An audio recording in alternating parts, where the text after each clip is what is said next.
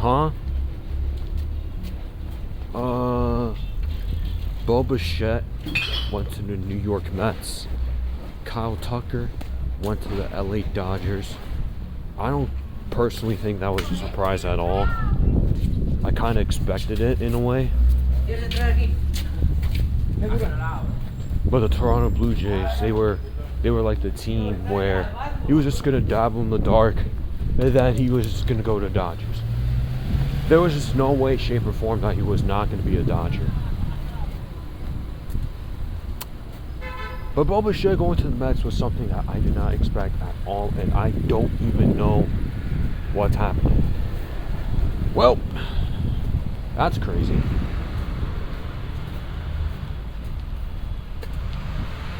I still can't process it. I'm just like, what? I'm still like, what?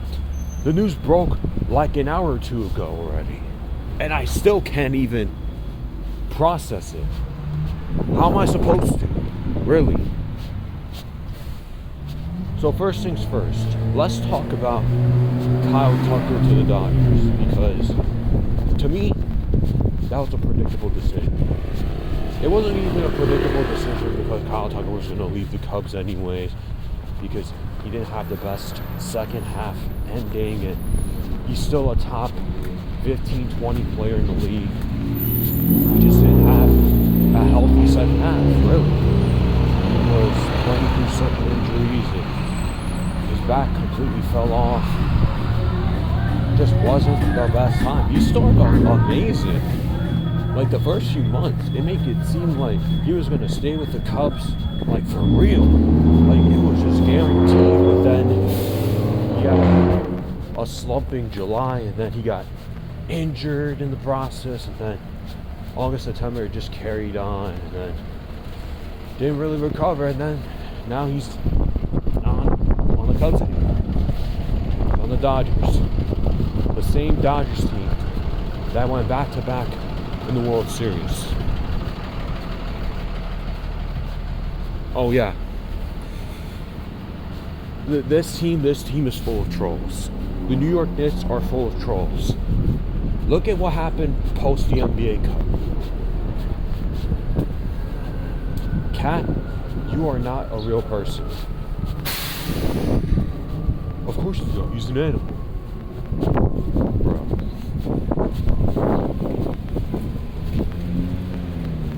They have to make a move. I've been said this since the beginning of the year, but they have to make a move. They need a wing.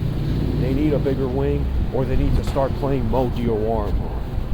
But for some odd reason, they refuse to play him. Especially when he had a good few games when Josh Hart was out for a little bit.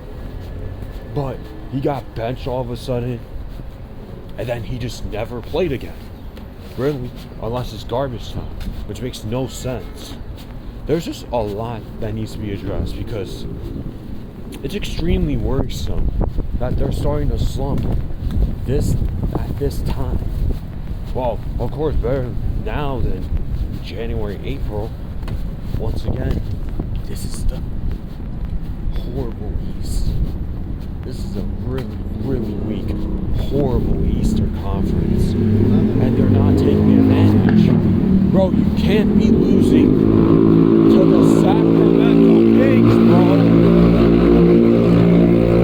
and expect to have any championship aspirations.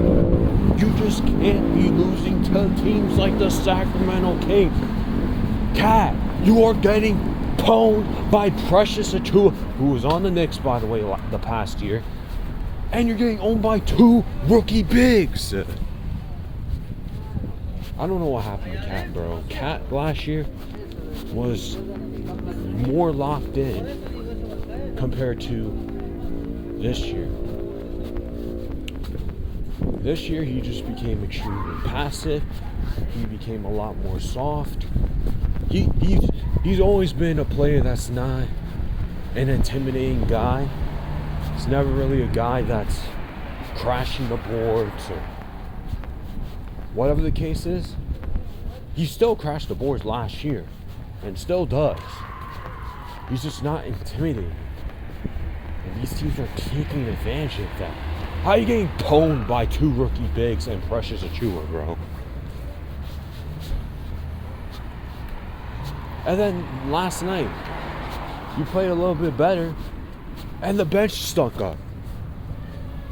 It's like, how are you getting pwned the following night to a guy that doesn't even try in the regular season, Jimmy Butler, and he's aging?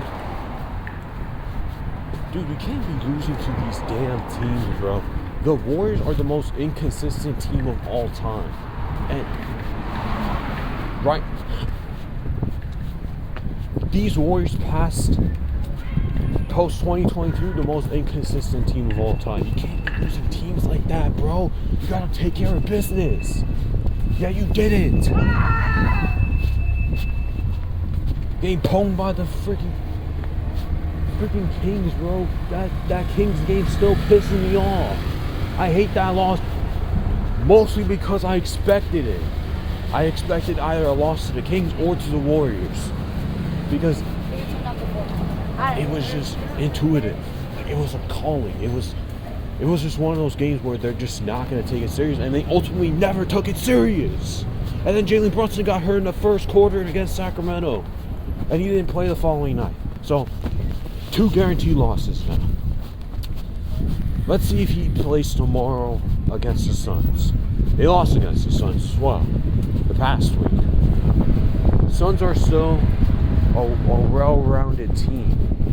Yet a team that the Knicks should have probably taken care of business in the fourth, but they didn't. It is what it is, man. So, for the Dodgers, getting back on track, they needed an outfielder to replace, quote-unquote, Michael Conforto.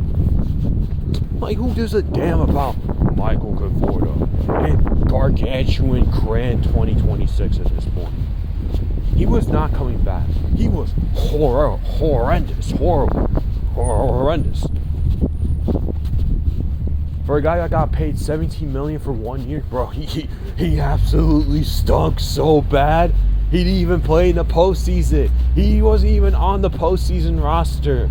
That's how bad he was. Did he get a ring? I'm not even sure. I hope he doesn't. But at the same time,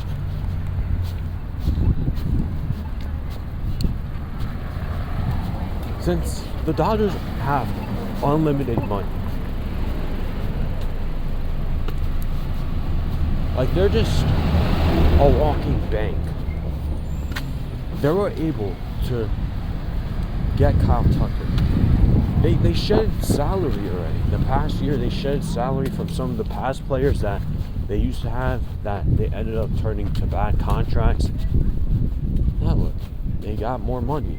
They got more money from shedding some salary in the past, whether it's from a DFA or they just expired, and now they were able to get Kyle Tucker. They were able to get Kyle Tucker and Edwin Diaz in the same offseason. How do they get even better? I don't know. Now they look like they're going to three-peat.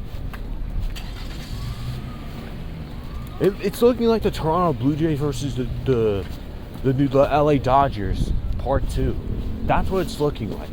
And the New York Yankees might as well just give up, because they haven't done a single thing this offseason aside from one trade, and sign a bunch of minor league deal options with certain players and re-sign some guys that nobody cares about.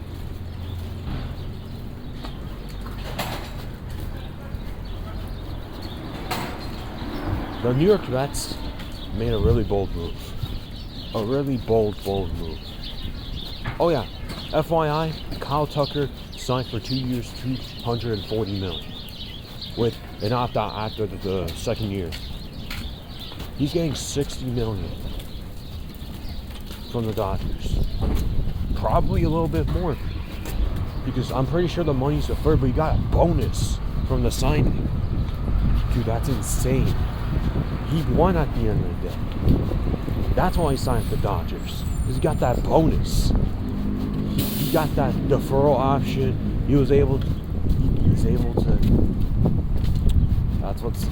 That's what's going on. And now, Bichette to the Mets. Who would have thought Bichette was to the Mets? I thought he was going to the Phillies. From the direction that the Phillies are going and the way they were approaching this free agency. Yes, they re-signed JT Realmuto. They were supposed to, because who was going to be their catcher in the first place? Who was going to catch for them? Seriously. They wouldn't have a single option, and they still don't have really a single option for a catcher, for a backup catcher.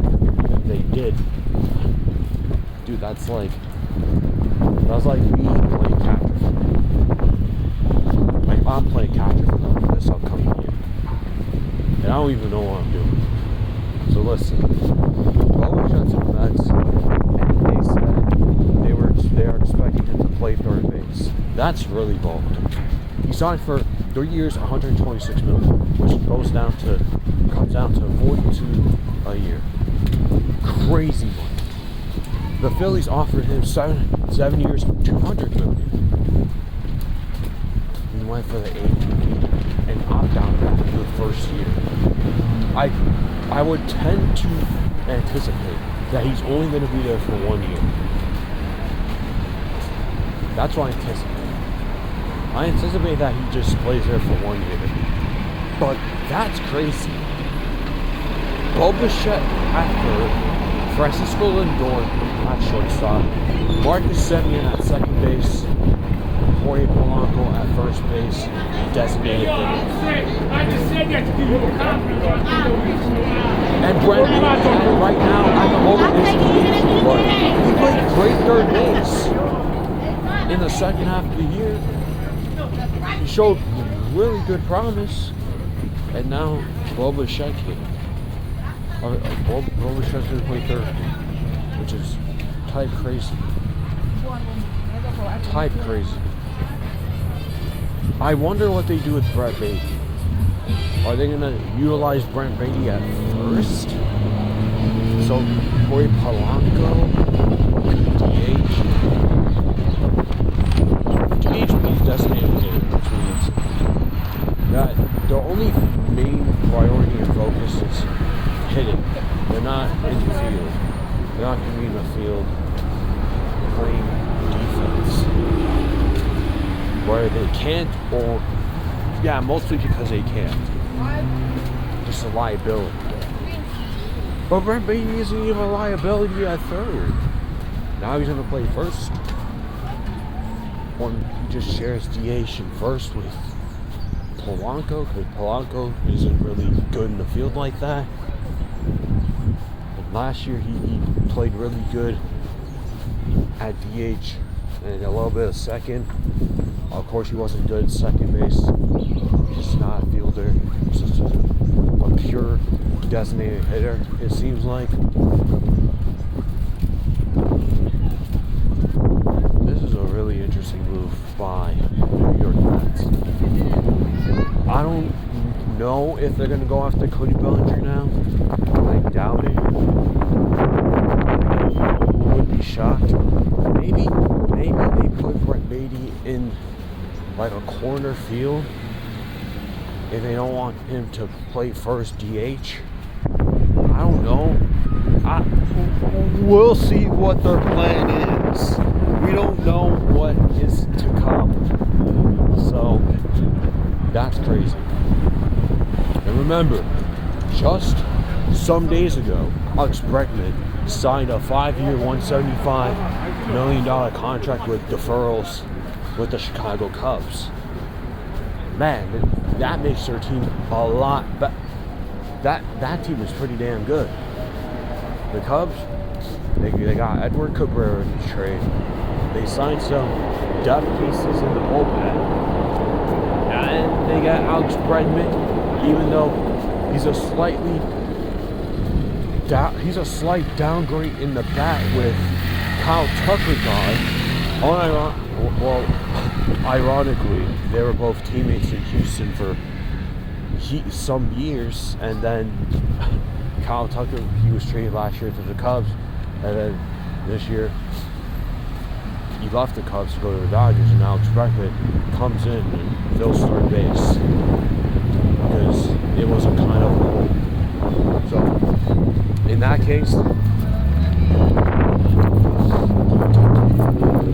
it's kind of a twist of current events with how everything ultimately ended, started. Woo! Man, this MLB offseason is tight. Crazy now. It had a wild stretch, especially before Alex Bregman signed. There was a wild stretch where the MLB offseason was just way too quiet. The market for Alex Bregman was not good. The market for Kyle Tucker was not good. Bichette. The reason why we're talking about these three, even at this current point, is because they were the best free agents available still. Ranger Suarez signed with the Red Sox a little bit after Alex Bregman for 5 years, $130. Some people are saying that it's a overpay and not a good contract. I say it's not the worst contract ever. It's not that bad. Like, Ranger Suarez is more of a ground ball guy more than a strikeout guy. He's still a great pitcher. He's just not like A-tier. Like, you would think if you give out that contract, he's like closer to an A-tier pitcher, right? Pretty sure now Framber Valdez is like the best player available. Pitcher, because he's a pitcher. But he's still the best player available, aside from Cody Bellinger. Cody Bellinger and Framber Valdez. And this whole Cody Bellinger thing is just a mess. He wants 7 years in his contract, which that would be terrible.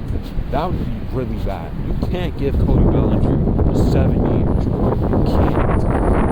Yeah, you can give him 5 years, 155 with some extra incentives. But Cody Bellinger and his agent team, they want 7 years. Bro, just walk. The Yankees were not giving Cody Bellinger 7 years, bro.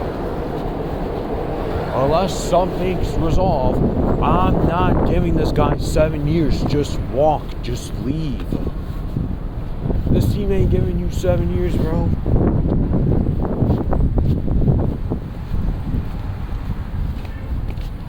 They're not. You're not in. You gotta bounce back here. And then again, you haven't had enough of a consistent resume ever since your MVP year to ask for this much years. And Framber Valdez, he's still in the market.